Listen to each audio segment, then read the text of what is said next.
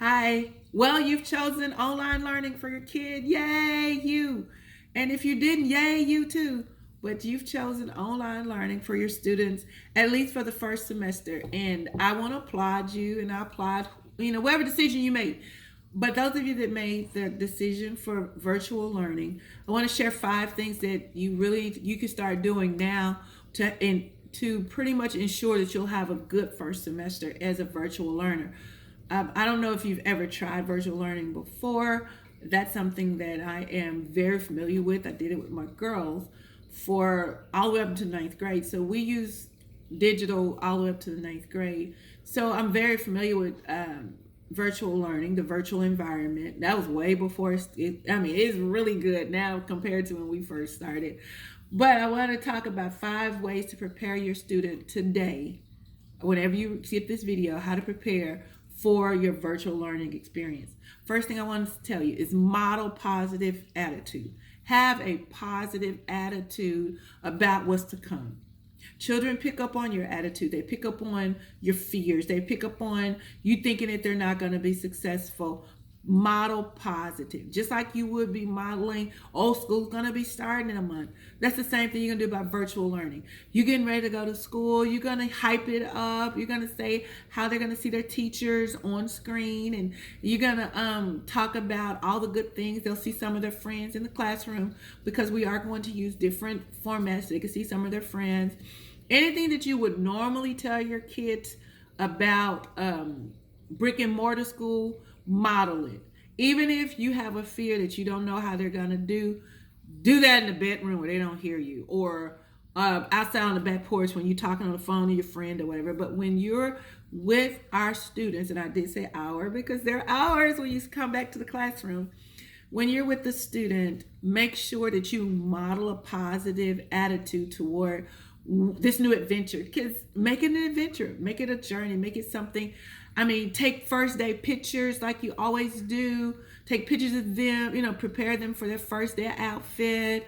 Things that you would normally do for brick and mortar. Positive attitude. Start planning what they're going to wear and all the other good stuff. Their new backpack, because they're going to need stuff. So why not go all out? So the first thing I want you to do is model a positive attitude. The second thing, no, I still think it's second. Set academic expectations. Set academic expectations. Don't think that because they're on virtual learning, as I said in my other video, this is different from September. You will be graded. No, do I know for sure? I don't, but I don't understand why your child would not be graded. So set academic expectations. Let your kid know you expect them to do their work.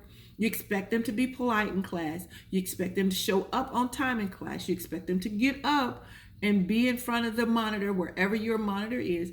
These are expectations. And you expect them to get a good grade, whatever a good grade is for you. Some students it's a 70, some students it's an 80, whatever a good grade is, you expect them to do their best in a virtual learning environment as you would on campus.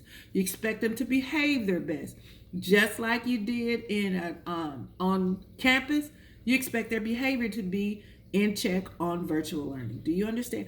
Because it's important that you set these expectations. The difference in students that excel and those that don't are expectations set by their parents. Bottom line, when we expect the most, now we're not going to be crazy. We're not going to, you know what I mean? We don't want them. We don't want to stress them out. That's where I'm trying to go, because this is already an anxious society, anxious time of life. But you do want to expect expectations. You want to push your kids. That's what you do in the classroom. That's what you should do in virtual learning. Another thing, my third one is discuss routines. I know it's early, it's mid-July, but when I was coming up mid-July is when mom would start talking about, okay, we got to start practicing going to bed at a different time or whatever our routine is. So I need you to discuss routines. You need to discuss bedtimes. They're absolutely staying up too late. They've had all these months of staying up too late. They're staying up too late. So now is the time to cut back on staying up too late. They sleep all day, stay up all night. I'm telling you, if you wait till right before school and expect that to change, you are going to be in for a fight and a whole bunch of calls from the teacher that your kid fell asleep in class or didn't show up at all. Just the same thing as when we start back public school or on campus school, we expect them to be in their virtual classrooms on time. Also, wake up routines. Wake up. What we're gonna do when we wake up? We're gonna do breakfast and all this other stuff. What time you gonna wake up? School is pretty much gonna start at the same time. It's always started. If you get all of this stuff in the mail, in the email really soon, on expectations. But make sure once you get it, start working on your routine and computer times. Now that they're going to be doing, I'm still on routines. Now that they're getting ready to do virtual schooling, you may want to, and I'm not the parent, I'm just making suggestions. I'm not even a doctor, I'm just a parent. And if they're going to be on virtual learning for, I don't know how many hours they're going to be on virtual learning, but you need to, it's wise to balance it out. They're going to be on virtual learning Monday through Friday for, let's say, 3-4 hours. That's time it needs to come off of TV time, or in time it needs to come off of gaming time. The kids are not going to like this, but that's the reality of it. We have enough screen time. So balancing the screen time, that's something that you can talk about when you talk about it now, but really nail it down when you get your school hours. And make sure your digital devices work. School is giving you digital devices, or like in my district, they took them up to repair them, to put new software on them. So you should have your digital device. If not, your school will tell you when to pick up digital devices. Make sure they work. Turn them on, plug them up. Make sure you can find them. If you've already had them all summer, this is a good time to start looking for them. And I'm so serious when I say start looking for them. This is a good time to check under the bed, in the closet, spend a day or two looking for them. Don't wait till the night before school starts to start looking for them. So find the digital devices. If you have internet, woo! If your internet is not working, this is a time. If you need to get internet, you can call, either get internet turned on, or you can call Spectrum or one of the internet providers to find out what you need to do for internet. If it's not in your budget, there is a way to get internet. And if you need a hotspot, this is a time to get at the top of the line at your school. Email your principal. Will they respond?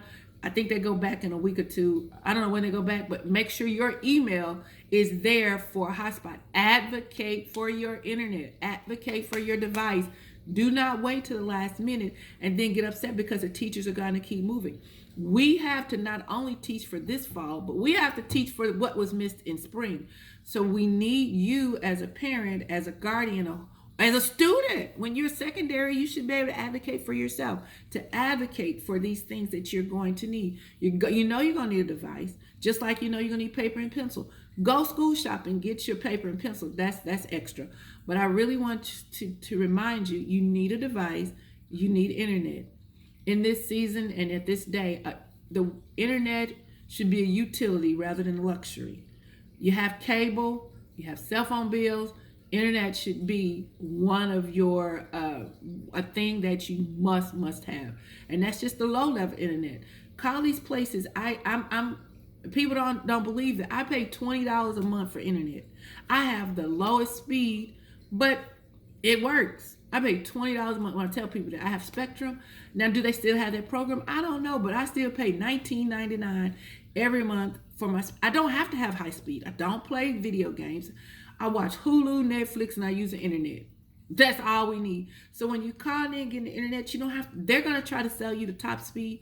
Just tell them what do you have under that. Don't add the cable, just internet. Okay, you just need internet. And my final thing is, make sure that when you get your device, I need you to practice on lighting. Make sure that the device is not too bright. Turn your lighting down if you don't know how to adjust the lighting on your screen, because you don't want your kid looking at a screen that's glaring at them, unless you're going to buy those computer glasses. That's a whole other story.